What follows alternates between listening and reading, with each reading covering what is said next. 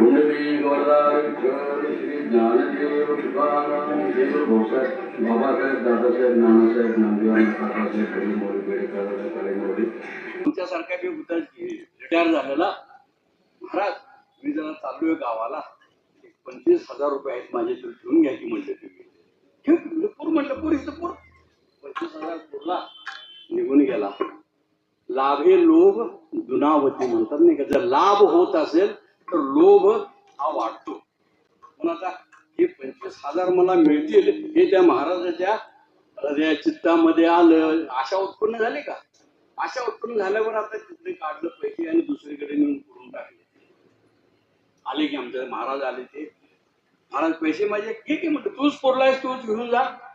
त्याला उकरला उकरला उकरला उकरला हिर काढल्यासारखं उकरला करे त्याला एक नया पैसा त्याच्यात कुठे मिळाला नाही. महाराज म्हणजे मी काय सांगू म्हणजे तूच पोरलायस तूच घेऊन जा. गेला आता रडत रडत गेला तर काय गेलं मला 25,000 रुपयाचं नुकसान झालं माझं. त्याचा मित्र पूर्ण आला.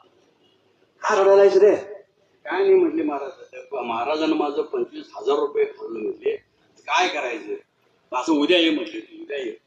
सकाळी तुम्ही लवकर उठला पाठाचं पाय आज 7 वाजता महाराज आला पळत पळत आला. महाराज मी बोलतो कुणाला सांगायचं नाही काही बोलायचं नाही मला लंडनला जायचं आहे तर माझ्याकडे आता 1 लाख रुपये आहेत मी काय करू म्हटले. बोलतो कुणाला सांगायचं नाही. हा सांगितलं की कोण तर रात्री येऊन घेऊन जाते. नाही नाही कोण म्हटले करून जा मग घेऊन येऊ काय मी म्हणूनपर्यंत तो आला की आता 1 लाख रुपये मिळवायचे का 25,000 रुपये मिळवायचे मला सांगा. अरे तू कुठं पोरलायस तिकडं पोरलायस हे की तुझं.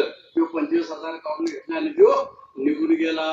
मात्र कशाला परत येतो 1 लाख रुपये घ्यायला बस म्हटले 25 बी गेले आणि 1 लाख बी गेले. तुमच्या मनामध्ये जे काय होतं